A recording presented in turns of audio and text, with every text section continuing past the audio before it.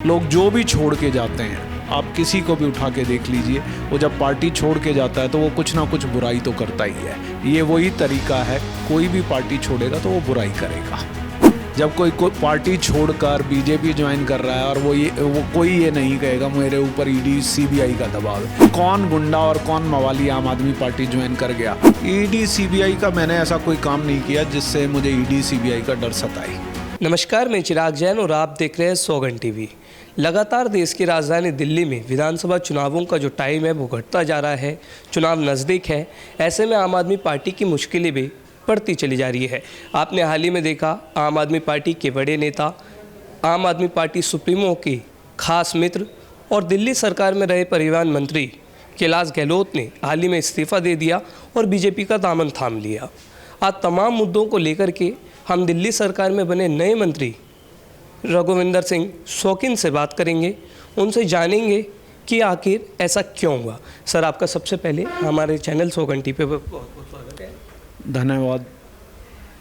कैसा लग रहा है सर इस नई जिम्मेदारी पर? वक्त कठिन है, चुनाव नज़दीक है। देखिए, कोई भी जिम्मेदारी मिलने पर आदमी को थोड़ा प्रेशर तो आएगा ही, और जब आपका काम बढ़ता है तो, लेकिन मैं ये जानता हूँ जो भी जिम्मेवारी मुझे पार्टी ने दी है, अरविंद केजरीवाल ने दी है, मैं उसका बहुत अच्छी तरह सामना करूँगा और उनके कार्यों को पूरा करने का हर संभव प्रयास करूँगा। आपने देखा, आपके पार्टी में एक बड़े नेता थे कैलाश गहलोत, केजरीवाल के खास माने जाते थे, मनीष सिसोदिया के खास माने जाते थे। पार्टी की बड़ी बड़ी लीडरशिप उन्होंने संभाली, दिल्ली सरकार में मंत्री थे।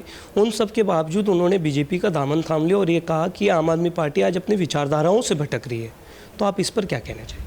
देखिए, आम आदमी पार्टी में एक ही बड़े नेता हैं, अरविंद केजरीवाल। कैलाश गहलोत को नेता बनाया, पार्टी ने नेता बनाया, अरविंद जी ने नेता बनाया, उन्हें मंत्रिमंडल में जगह दी।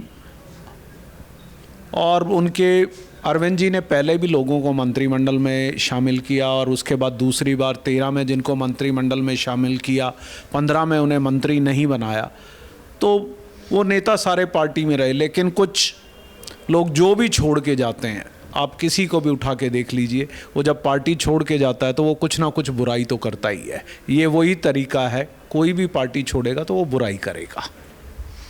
उन्होंने पीसी करके बताया कि मुझे किसी भी तरह ईडी सीबीआई का दबाव नहीं था, लेकिन पार्टी गलत स्टेटमेंट दे रही है क्योंकि उन्हें उनका डर सताता है, मुझे नहीं है। उन्होंने ये भी कहा कि आम आदमी पार्टी जिन विचारधाराओं को लेकर आगे बढ़ी थी, आज उन सब से भटक गई है और गुंडा माफियाओं का राज आम आदमी पार्टी में चल रहा है। देखिए, कौन ये कहेगा मेरे ऊपर ईडी का या सीबीआई का दबाव है? कोई कहेगा ये? जब कोई पार्टी छोड़कर बीजेपी ज्वाइन कर रहा है और वो कोई ये नहीं कहेगा मेरे ऊपर ईडी सीबीआई का दबाव है। दूसरी बात, कौन गुंडा और कौन मवाली आम आदमी पार्टी ज्वाइन कर गया?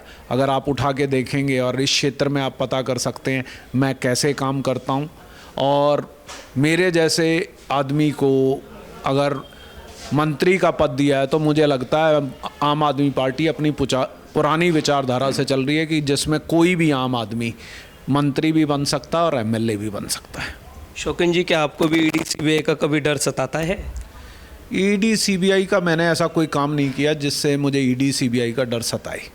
हम आपको बता दें, रघुविंदर शौकीन लगातार नांगलोई जाट से 2 बार के विधायक है और जाट सीट एक ऐसी सीट है जिसका दबदबा विधानसभा की 70 सीटों में से 10 सीटों पर साफ तौर पर दिखता है।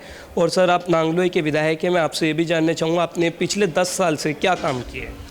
देखिए, पिछले 10 सालों में अगर आप देखेंगे, हमारे यहाँ जो 4 नंबर नाला था NH10 पर, उस पर परमानेंट जाम लगा रहता था। चाहे उसमें दिल्ली में कोई भी प्रवेश करता था तो उसे एक बहुत बड़ी परेशानी का सामना करना पड़ता था। 4 नंबर पे वो नाले का पुल बहुत छोटा था, सिंगल लेन पुल था, आज उसे 8 लेन पुल करा दिया गया। इसके अलावा एक 850 बेड का हॉस्पिटल आपका ज्वालापुरी में बनकर तैयार है। मैं उम्मीद कर रहा हूँ मार्च अप्रैल में उसका उद्घाटन हो जाएगा, जो इस और नांगलोई और आसपास के सभी क्षेत्रों में उसका फ़ायदा पहुँचेगा। उसके अलावा हर गांव में चौपाल बनवाना और मोहल्ला क्लिनिक खुलवाना, और उसके अलावा सीसीटीवी लगवाना, सिंथेटिक ट्रैक्स लगवाना। हम अपने क्षेत्र में 7-8 इंडोर बैडमिंटन कोर्ट बनवा रहे हैं।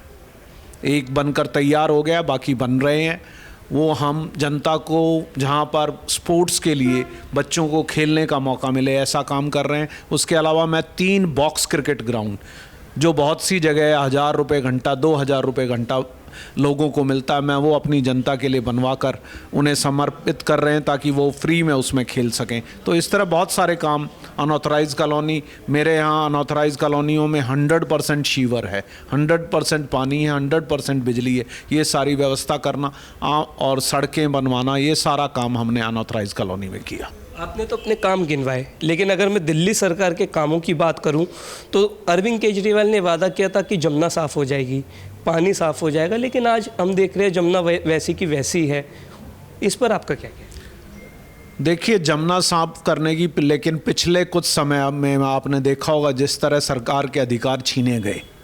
पहले अगर आपको याद हो, जब दिल्ली में सरकार बनी 20 में, तो सरकार का मतलब होता था मुख्यमंत्री, लेकिन केंद्र सरकार ने उसे बदल कर दिया LG। तो जो अधिकारों का हनन हुआ, जिसकी वजह से बहुत सारे कामों में परेशानी हुई, उस वजह से ये काम पूर्ण नहीं किए जा सके। और दिल्ली सरकार, आप अगर पानी की बात करें, हम लगातार बहुत सारे कॉलोनियों में हमने अपने यहाँ पानी की पाइपलाइन चेंज कराई है ताकि गंदे पानी की समस्या को समाप्त किया जा सके। दिल्ली में सर प्रदूषण भी लगातार चरम पर छू रहा है। अभी COP29 की बैठक हुई, इंटरनेशनल बैठक थी, उसमें भी दिल्ली की इस समस्या के बारे में बात की गई। क्या कहना है, प्रदूषण की जो समस्या है कब तक समाधान हो जाएगा? देखिए, प्रदूषण की समस्या एक अकेली दिल्ली सरकार की समस्या नहीं है। हमें लगता है आसपास के सभी राज्यों को इसके में, आज आप गुड़गांव चले जाइए, वहाँ प्रदूषण का क्या हाल है, आप नोएडा चले जाइए, आप गाज़ियाबाद चले जाइए, लेकिन इन सारी सरकारों का बैठकर इस पर काम करना पड़ेगा। और केंद्र सरकार को भी जो दिल्ली में बैठी है और जिसके पास मेजर अधिकार हैं, उनको भी इस पर काम करना पड़ेगा ताकि हम पूरे अपने उत्तर भारत में, आज प्रदूषण एक बड़ी समस्या है, ताकि उत्तर भारत में प्रदूषण कम हो सके। दिल्ली सरकार ने आपको नई जिम्मेदारी दी है, नए परिवहन मंत्री के तौर पर आप काम करेंगे। इस समय आपके लिए एक बड़े चैलेंज ये भी है कि आप देख रहे हैं देश की राजधानी दिल्ली पर हर जगह DTC बस के कर्मचारी आज विरोध और प्रदर्शन कर रहे हैं। उनकी कुछ मांगे हैं कि उनकी जो है स्थायी नौकरी हो जाए, समान वेतन मिले, तो उन्हें क्या आश्वासन देना चाहेंगे? देखिए, अभी मुझे मंत्री अभी बनना है, नॉमिनेट किया है, और मुझे क्या क्या डिपार्टमेंट्स मिलेंगे उसके बारे में मैं अभी कोई कमिटमेंट नहीं कर सकता, लेकिन जो भी जिम्मेवारी मिलेगी उसे अब बहुत अच्छे से निभाने की कोशिश करेंगे और दिल्ली को और बेहतर बनाने की कोशिश करेंगे। शौकीन जी, हम जब भी किसी अच्छे नेता से मिलते हैं तो उनके साथ एक फायर राउंड करते हैं, और फायर राउंड में हम कुछ ऐसे क्वेश्चन पूछते हैं जिनका जवाब आपको कम शब्दों में देना होता है। हम आपसे कुछ क्वेश्चंस पूछेंगे, आपको उनका जवाब देना है। पहला क्वेश्चन मेरा ये है कि आपका मनपसंद नेता कौन है, नरेंद्र मोदी या राहुल गांधी? मेरा मनपसंद नेता अरविंद केजरीवाल। अरविंद केजरीवाल कैसे सर? देखिए, मैं आम आदमी पार्टी मैंने जब ज्वाइन की, मैं एक ऐसा नेता हूं जो बहुत कम हाजिरी लगाता हूं और ईमानदारी से अपना काम करता हूं, और मुझे और किसी पार्टी में उम्मीद नहीं थी कि मुझे इतने आराम से सिर्फ अपने काम करने के दम पर टिकट मिले। वो आम आदमी पार्टी में ही मिल सकती है और कहीं नहीं मिल सकती। आपने अरविंद केजरीवाल की बात की, तो सर दिल्ली का बेहतर मुख्यमंत्री कौन, अरविंद केजरीवाल या आतिशी मारलेना? अरविंद केजरीवाल। देखिए, जो बदलाव अरविंद केजरीवाल जी ने दिल्ली के एजुकेशन सिस्टम, हेल्थ सिस्टम, बिजली, पानी में करके दिखाए, और मैं एक बात मानता हूँ, दिल्ली की ज़्यादातर पॉपुलेशन भारत के अलग अलग जगह से आकर दिल्ली में बसी, और उनका एकमात्र मकसद था कि वो दिल्ली में आकर तरक्की कर सकें, और उनकी तरक्की का रास्ता एजुकेशन के थ्रू है, ये मेरा विश्वास है, और उसके अलावा कोई रास्ता नहीं। और आम आदमी पार्टी, अरविंद केजरीवाल सरकार ने जो एजुकेशन में काम किया वो किसी सरकार ने काम नहीं किया। आगामी दिल्ली विधानसभा में कौन जीतेगा? आम आदमी पार्टी। अरविंद केजरीवाल जी दिल्ली के चौथी बार मुख्यमंत्री बनेंगे, ये मेरा संपूर्ण विश्वास है। सर, आगामी विधानसभा चुनावों का जो समय है वो नज़दीक है, ऐसे में आपकी क्या तैयारियां चल रही हैं?